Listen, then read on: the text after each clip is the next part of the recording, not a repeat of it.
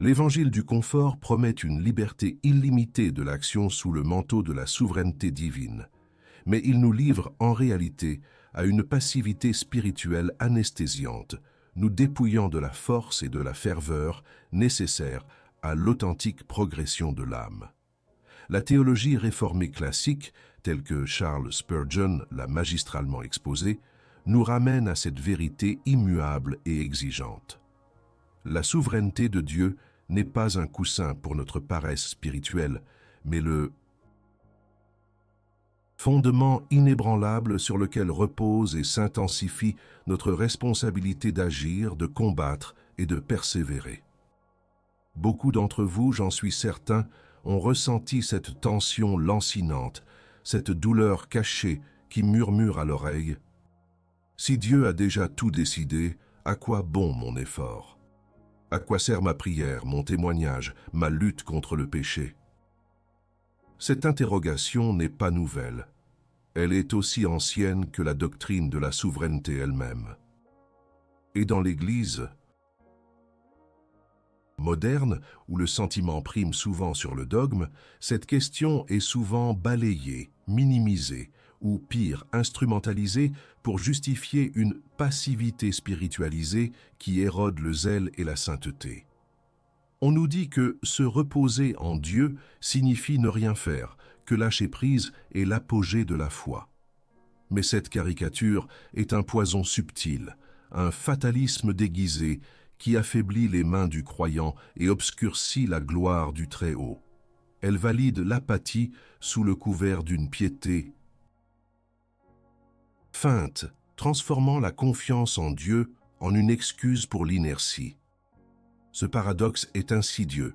Une doctrine aussi sublime que la souveraineté divine est pervertie pour justifier une vie chrétienne dépourvue de substance et d'engagement. Le résultat est une frustration profonde, une confusion persistante qui ronge l'âme et prive le croyant de la joie d'une foi robuste et dynamique. Vous vous sentez peut-être pris au piège entre la compréhension intellectuelle d'un Dieu tout-puissant qui orchestre chaque événement et le fardeau moral de vos propres choix et actions. Cette tension, mes amis, n'est pas un signe d'erreur dans la doctrine, mais une invitation à une compréhension plus profonde, à une soumission plus radicale à la complexité et à la richesse de la parole de Dieu. L'ennemi commun que nous confrontons ici n'est pas le concept de la souveraineté divine en soi, mais l'interprétation erronée et paresseuse de celle-ci, qui conduit à un fatalisme spirituel où l'individu se décharge de toute responsabilité, attendant passivement que Dieu agisse, sans jamais bouger le petit doigt. Ce n'est pas la confiance, c'est l'abdication. Ce n'est pas la foi, c'est l'inertie déguisée. C'est une trahison de l'appel à la sanctification et à la mission, un affaiblissement du témoignage de l'Église dans un monde qui a désespérément besoin de voir une foi vivante et active. Spurgeon, avec sa clarté perçante et sa robustesse doctrinale, ne s'est jamais dérobé à cette question. Il a confronté ce sophisme du confort qui paralyse tant d'âmes. Il a insisté sur le fait que la connaissance de la souveraineté de Dieu devrait nous inciter à une plus grande ferveur et non à une moindre. Loin de nous décharger de notre devoir, cette vérité devrait enflammer notre zèle, sachant que nos efforts ne sont pas vains, mais s'inscrivent dans le plan éternel d'un Dieu infaillible. Nous sommes appelés non pas à débattre de la souveraineté de Dieu comme une énigme philosophique stérile, mais à la vivre comme une réalité dynamique qui façonne chaque aspect de notre être et de notre agir. La vérité n'est pas une invitation au repos passif, mais un puissant stimulant à l'action. Mais si l'inaction est une forme de rébellion déguisée, comment discernons-nous la véritable foi d'un fatalisme spirituel qui nous prive de la gloire de Dieu? Si cette question a déjà effleuré votre âme, vous savez que le silence n'est pas une option. Alors commentez. Fatalisme ou foi active. Votre réponse révélera bien plus que vous ne l'imaginez. C'est un miroir de votre cœur et de votre compréhension de la souveraineté divine. Ne vous dérobez pas à cet examen. L'enjeu est l'authenticité de votre foi, la vigueur de votre âme. L'interrogation « Si Dieu choisit, pourquoi agir ?» révèle une tension fondamentale que l'âme humaine, dans sa finitude et sa propension à la simplification, peine à réconcilier. Pourtant, cette tension n'est pas une contradiction, mais un paradoxe divin au cœur de la théologie classique. Charles Spurgeon, dont la pensée était profondément enracinée dans la saine doctrine réformée, n'a jamais cédé à la tentation de résoudre ce mystère en diminuant la souveraineté de Dieu ou en niant la responsabilité de l'homme. Au contraire, il a embrassé ce paradoxe comme une vérité biface, essentielle à une compréhension robuste de la foi. L'ennemi commun ici est la fausse compréhension de la souveraineté divine, celle qui se mue en fatalisme déguisé, qui murmure que l'action humaine est superflue si Dieu est réellement souverain. Ce poison insidieux, cette passivité spiritualisée, se manifeste dans un manque de zèle évangélique, une apathie face à la sanctification personnelle et une prière tiède. Si tout est déjà décidé, pourquoi prêcher l'Évangile? Pourquoi chercher à transformer notre caractère? Pourquoi supplier Dieu pour sa miséricorde?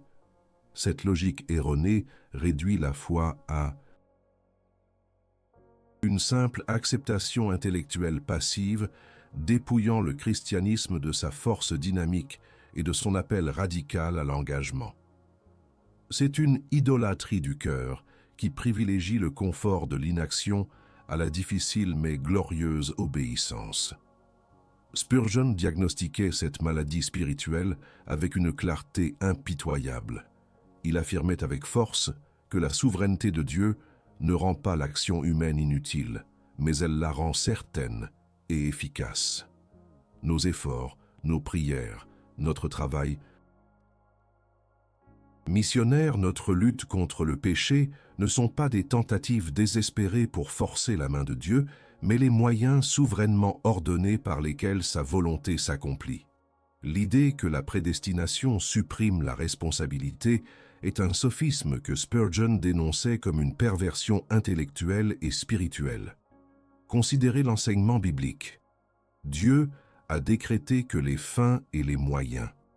Il n'a pas seulement décrété la destination, mais aussi le chemin. Il n'a pas seulement choisi ceux qui seront sauvés, mais a aussi ordonné que l'Évangile soit prêché, que la foi soit exercée et que le repentir soit prêché. Acte 27 en est un exemple frappant. Paul est assuré par Dieu que pas une seule vie ne sera perdue, que tous seront sauvés du naufrage.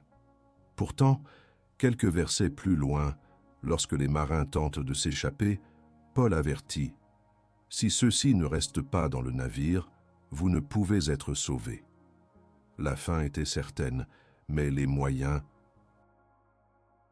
L'action humaine était absolument nécessaire et ordonnée par Dieu. Spurgeon insistait sur ce point. La souveraineté de Dieu est la garantie de notre succès et non une excuse pour notre échec. Lorsque nous agissons conformément à la parole de Dieu, nous n'agissons pas dans le vide, mais en partenariat avec un Dieu qui a déjà déterminé le résultat. Ceci ne diminue pas notre responsabilité. Au contraire, cela l'augmente, car nous sommes appelés à être des instruments conscients et volontaires de sa gloire. Le trésor du chrétien n'est pas une doctrine stérile de la fatalité, mais la foi du Saint-Esprit qui nous pousse à l'action. C'est la certitude que l'Esprit de Dieu est à l'œuvre en nous, nous donnant le vouloir et le faire, non pour annuler notre volonté, mais pour la diriger vers des buts divins.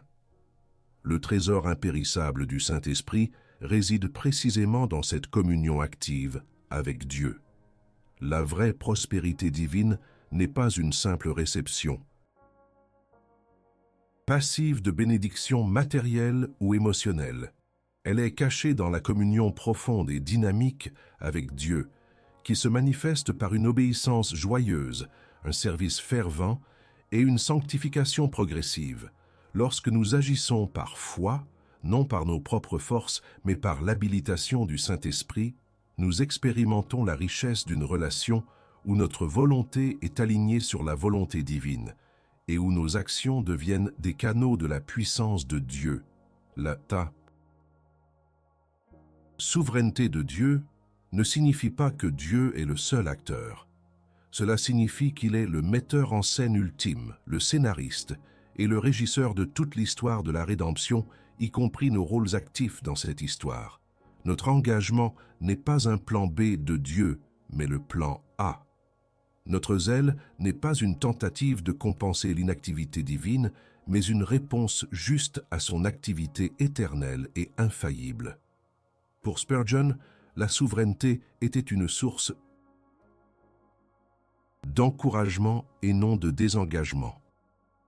Il prêchait l'Évangile avec une ferveur inégalée, précisément parce qu'il croyait que Dieu avait des élus et qu'il était l'instrument de Dieu pour les appeler. Il savait que le succès de sa prédication ne dépendait pas de son éloquence seule, mais de la puissance souveraine de Dieu agissant à travers elle. Cette vérité libère le croyant de l'orgueil de croire que tout dépend de lui et du désespoir de croire que rien ne dépend de lui. Elle le place dans la position humble et puissante d'un serviteur qui, tout en obéissant, fait confiance à son maître pour les résultats. Le problème n'est donc pas la souveraineté de Dieu, mais la dépravation humaine qui cherche à tordre toute vérité pour son propre confort et sa propre inactivité. Nous voulons une foi facile, une grâce bon marché qui ne demande rien de nous. Mais la vérité biblique, celle que Spurgeon a si vaillamment défendue, exige tout, notre esprit, notre âme et toutes nos forces dans l'action, précisément parce que Dieu est souverain et digne de tout. Ignorer la vérité de la coexistence dynamique de la souveraineté divine et de la responsabilité humaine, c'est s'engager sur un chemin semé de conséquences spirituelles graves, souvent insidieuses. La plus dangereuse est la création d'une foi stérile, où l'action est perçue comme facultative, voire inutile. Si Dieu choisit tout et que je n'ai qu'à me reposer, alors la passion pour l'Évangile, l'urgence de la sanctification et la ferveur de la prière se dissolvent dans une léthargie spirituelle mortelle. C'est une idolâtrie du cœur silencieuse, où l'on adore l'idée d'un Dieu qui fait tout à notre place, plutôt que le Dieu qui nous appelle à être ses collaborateurs actifs. N'avez-vous jamais ressenti le poids de cette apathie, cette voix intérieure qui justifie l'inaction par une prétendue confiance en Dieu? Cette voix est un ennemi commun redoutable, car elle se drape dans les atours de la piété tout en vidant la foi de sa substance. C'est le fatalisme déguisé qui nous paralyse, nous empêchant d'embrasser pleinement notre appel à être sel et lumière dans un monde en perdition. Votre zèle pour la sanctification a-t-il été étouffé par la pensée que tout est déjà écrit? Si oui, vous avez succombé à ce mensonge subtil qui vole la gloire de Dieu et la joie du croyant. Spurgeon mettait en garde contre cette vision déformée, la dénonçant comme une perversion de la grâce. Il affirmait que l'inaction chrétienne est une contradiction flagrante de l'enseignement biblique et un déshonneur pour le nom de Dieu. Les conséquences pratiques de cette passivité spiritualisée sont légion. Premièrement, la mort de l'évangélisation. Si Dieu a déjà choisi, pourquoi prêcher? Cette question, bien que logiquement déduite d'une vision tronquée de la souveraineté, ignore que Dieu a souverainement ordonné les moyens par lesquels ses élus sont appelés. Chaque âme sauvée l'est par la prédication de l'Évangile, par le témoignage d'un croyant. Négliger cela, c'est priver les perdus de l'opportunité d'entendre la bonne nouvelle et refuser d'être un instrument dans les mains de Dieu. C'est une trahison de la grande commission. Deuxièmement, le ralentissement de la sanctification. Le combat contre le péché est réel et nécessaire. Si notre sanctification est uniquement l'œuvre de Dieu, pourquoi devrions-nous travailler à notre salut avec crainte et tremblement? Philippiens 2,12. Pourquoi devrions-nous dépouiller le vieil homme et revêtir l'homme nouveau? Éphésiens 4, 22, 24. La grâce de Dieu n'annule pas nos efforts, elle les rend possibles et efficaces. Le fatalisme de l'inaction nous laisse stagnants dans le péché, justifiant notre complaisance par une fausse humilité. Troisièmement, la paralysie de la prière. Pourquoi prier si Dieu a déjà tout décidé? La prière est pourtant un commandement et un privilège, le moyen par lequel nous entrons dans la communion avec Dieu et participons à l'accomplissement de sa volonté. La prière n'est pas une tentative de changer l'esprit de Dieu, mais une expression de notre dépendance et un moyen souverainement choisi par Dieu pour accomplir ses desseins. Le manque de prière est un symptôme d'une foi anémique, d'un cœur qui a cessé de chercher Dieu activement. Quatrièmement, une vie chrétienne sans joie ni fruit. La prospérité que le monde ne comprend pas n'est pas l'accumulation de richesses matérielles ou de succès mondains, mais la richesse d'une âme épanouie dans une relation vivante avec Dieu. C'est le paradoxe d'être riche en foi, tout en étant potentiellement pauvre aux yeux des hommes. Cette prospérité divine se manifeste par le fruit de l'esprit: amour, joie, paix, patience, bonté, bienveillance, fidélité, douceur, maîtrise de soi. Galates 5, 22, 23. Or, ces fruits ne poussent pas dans le sol de la passivité. Ils exigent un travail diligent, une sanctification quotidienne, une obéissance active et un repentir constant. Une foi inactive est une foi morte, dénuée de la joie et du but pour lesquels nous avons été créés. Enfin, et c'est peut-être la conséquence la plus grave, cette fausse compréhension de la souveraineté mène à un jugement silencieux de Dieu. Non pas un jugement de damnation pour le croyant, mais un jugement de stérilité, un manque de puissance, un affaiblissement du témoignage de l'Église. Dieu appelle son peuple à être un témoin actif de sa vérité et de sa grâce. Lorsque nous refusons d'agir sous prétexte que Dieu fera tout, nous manquons à notre appel et nous privons le monde de la lumière que nous sommes censés refléter.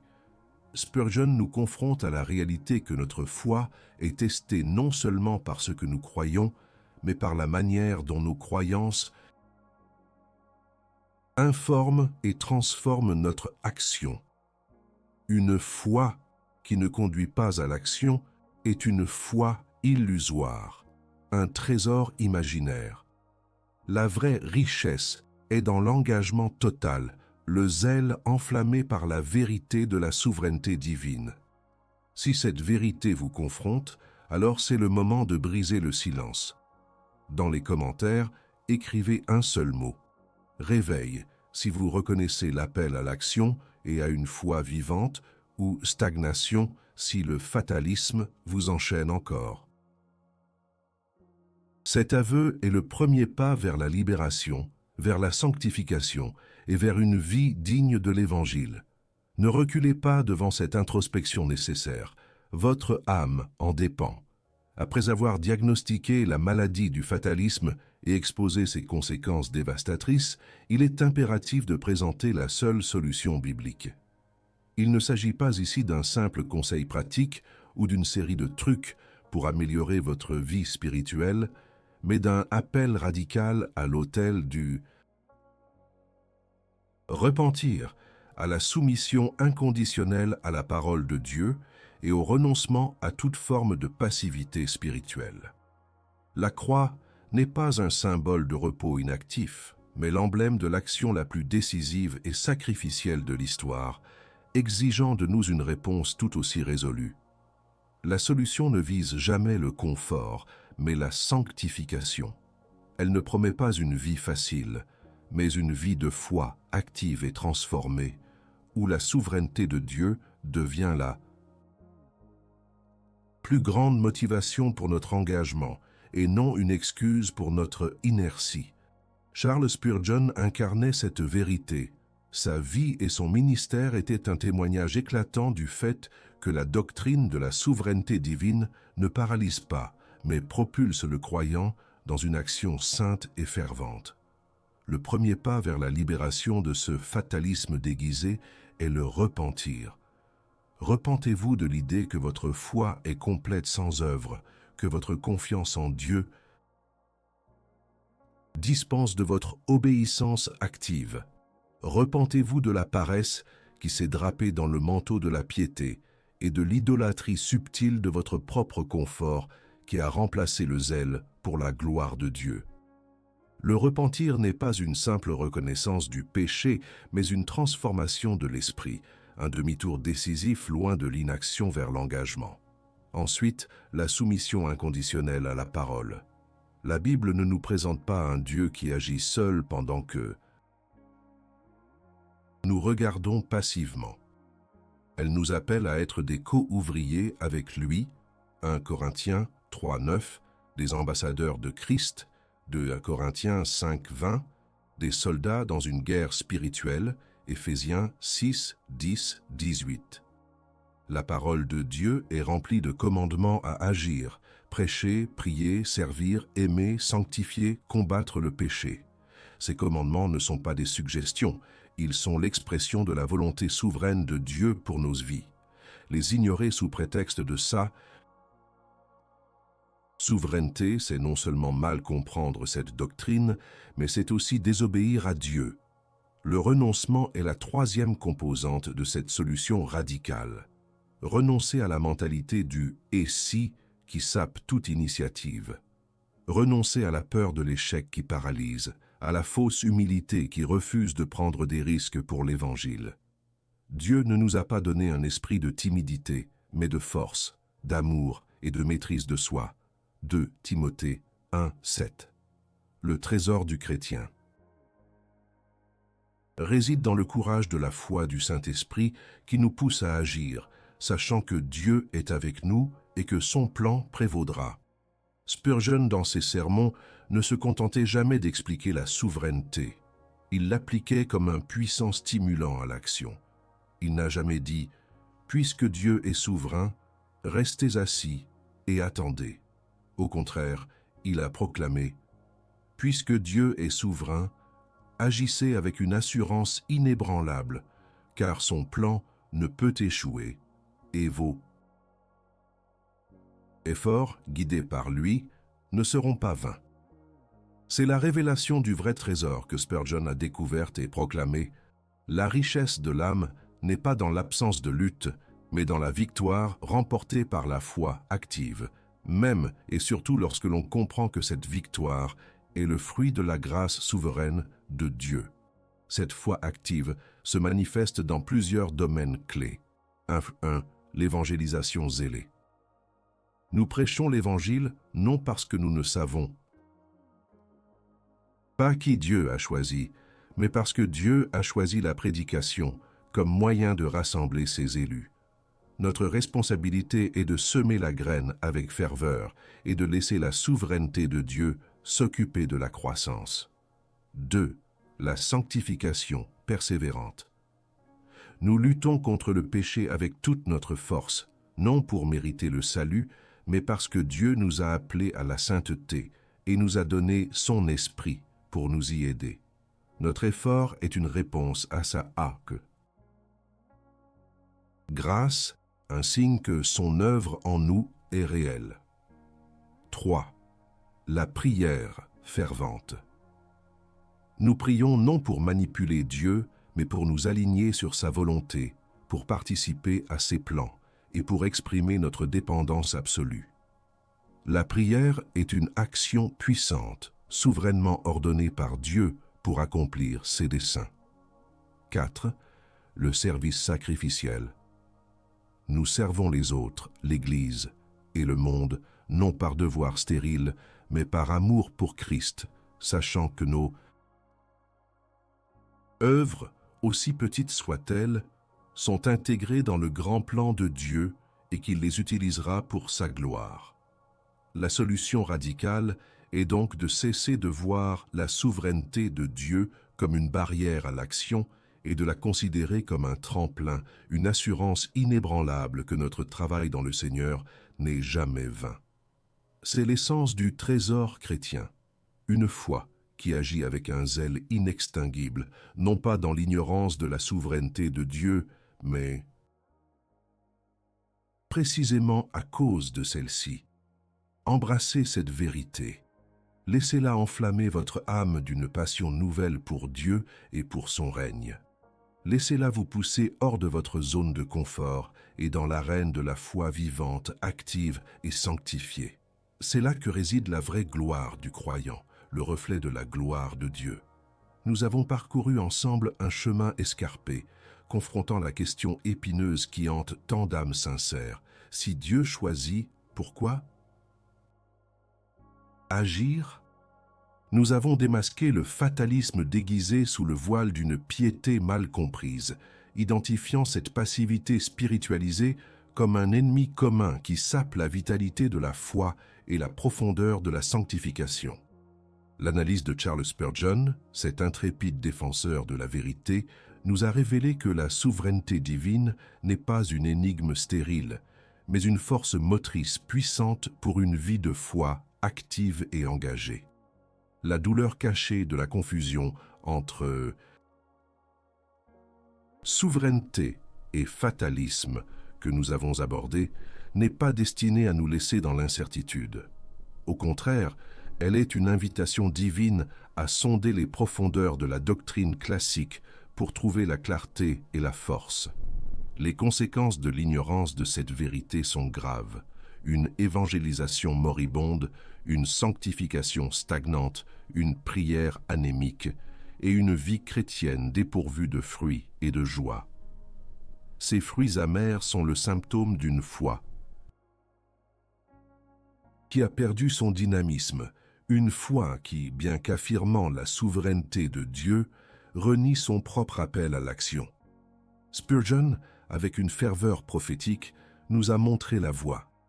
Sa vie et son ministère sont une preuve éclatante que la souveraineté de Dieu n'est pas un appel à l'inertie, mais une garantie de l'efficacité de nos efforts. Nous agissons non pas pour mériter la grâce, mais parce que nous avons reçu la grâce. Nous agissons non pas dans l'incertitude du résultat, mais dans la confiance absolue que Dieu orchestre toutes choses pour sa gloire et pour le bien de ceux qu'il a appelés. Cette vérité libère l'âme de l'orgueil de la performance humaine et du désespoir de l'échec personnel, en la plaçant fermement entre les mains d'un Dieu souverain et fidèle. L'équilibre délicat entre la souveraineté divine et la responsabilité humaine n'est pas une ligne fine à marcher avec prudence, mais une tension sainte à embrasser avec foi. Dieu n'est pas un spectateur lointain de notre vie. Il est l'architecte et le bâtisseur qui, dans sa sagesse insondable, a ordonné que nos actions, nos prières, notre témoignage et notre sanctification soient les moyens par lesquels ses desseins éternels s'accomplissent. Nos efforts ne sont pas vains suppléments à son plan, mais des composants essentiels et divinement orchestrés. Embrasser ce paradoxe mène à une foi plus riche et plus robuste. Lorsque nous comprenons que Dieu est souverain sur toute chose, chaque pas de foi prend une signification éternelle. Notre prière n'est plus un monologue incertain, mais une participation confiante au dialogue divin. Notre évangélisation n'est plus une tentative désespérée de convaincre, mais un acte d'obéissance joyeux, sachant que l'Esprit de Dieu prépare les cœurs. Notre sanctification n'est plus un fardeau légaliste, mais une réponse d'amour à la grâce qui nous a déjà transformés et qui continue de nous transformer.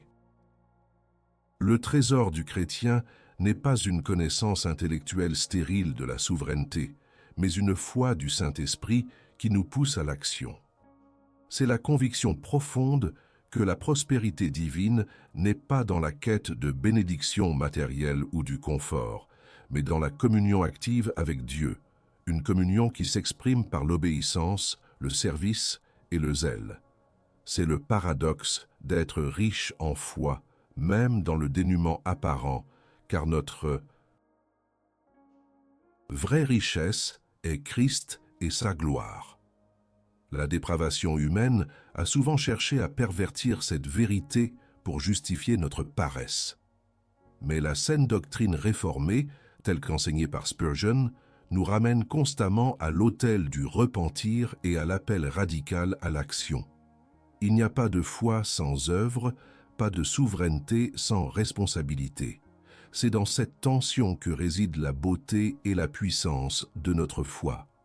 En tant que sentinelle de la vérité éternelle, je vous exhorte à ne pas laisser cette doctrine rester une simple théorie intellectuelle.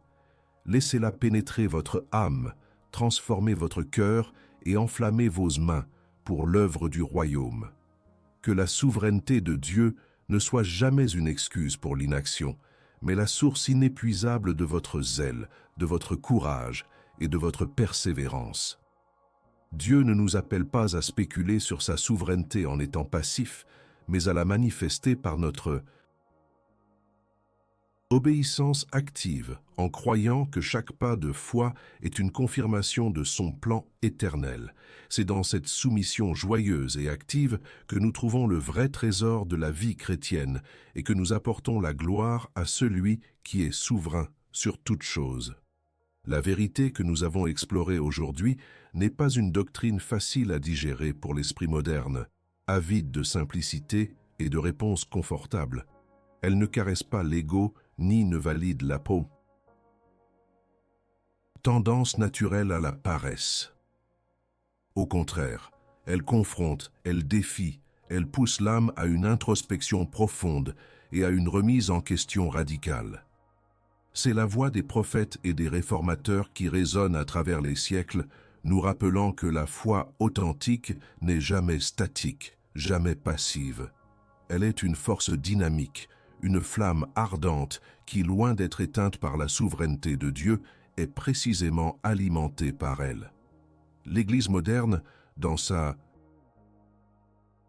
quête effrénée de pertinence culturelle et de croissance numérique, a souvent dilué ses vérités fondamentales, préférant un évangile allégé qui promet le confort sans le combat, la bénédiction sans la sanctification, la gloire sans la croix. Elle a, par inadvertance ou par calcul, engendré une génération de croyants confus, oscillant entre l'activisme épuisant et le fatalisme paralytique. Mais la voie du dépertard inévitable ne transige pas avec la vérité. Elle exige une foi qui se tient debout, forte et résiliente, ancrée dans la saine doctrine. Ne vous laissez pas tromper par les chants de sirène de la superficialité religieuse. Ne succombez pas à l'illusion qu'un Dieu souverain dispense l'homme de sa responsabilité. Cette notion est une trahison de l'alliance, une perversion de la grâce et un vol de la gloire qui revient à Dieu seul. La souveraineté de Dieu est la roche sur laquelle notre foi peut se construire avec une assurance inébranlable, sachant que notre travail effectué en Christ ne sera jamais vain. Mais cette roche n'est pas un oreiller pour l'indolence. Elle est la fondation d'un temple d'action sainte et de service fervent. C'est un appel à l'introspection sérieuse.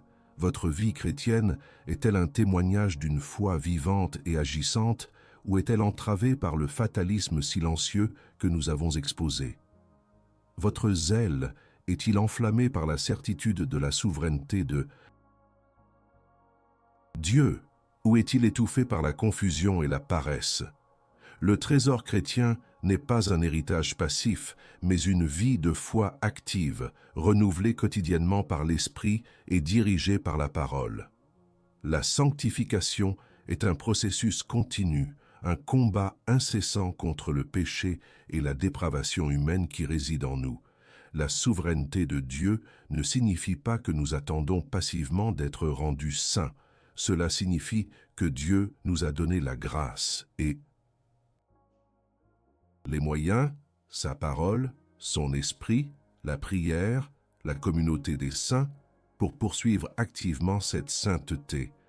Notre obéissance n'est pas une tentative de gagner le salut, mais une réponse aimante et gratifiante au salut déjà acquis par Christ sur la croix. Le jugement de Dieu sur l'inaction est grave. Non pas le jugement de condamnation pour ceux qui sont en Christ, mais le jugement d'une vie stérile, sans fruit, une vie qui n'a pas honoré Dieu par l'obéissance active. N'oublions jamais les paroles du Seigneur sur les talents. La paresse est condamnée, l'action récompensée. Que cette vérité soit un réveil pour votre âme, un coup de clairon qui dissipe le brouillard de l'indécision et de la paresse. Engagez-vous à nouveau avec une foi renouvelée et un zèle inébranlable dans l'œuvre que Dieu vous a confiée, car c'est dans cette action dévouée, sous la bannière de sa souveraineté et par la puissance de son esprit, que vous découvrirez la profondeur et la richesse de la vie en Christ. La souveraineté de Dieu est non seulement une vérité à croire, mais une réalité à vivre avec toute votre âme. Arrêtez-vous un instant. Si cette vidéo vous a touché, si la vérité de la souveraineté divine et de votre responsabilité vous a interpellé au plus profond de votre âme, agissez maintenant.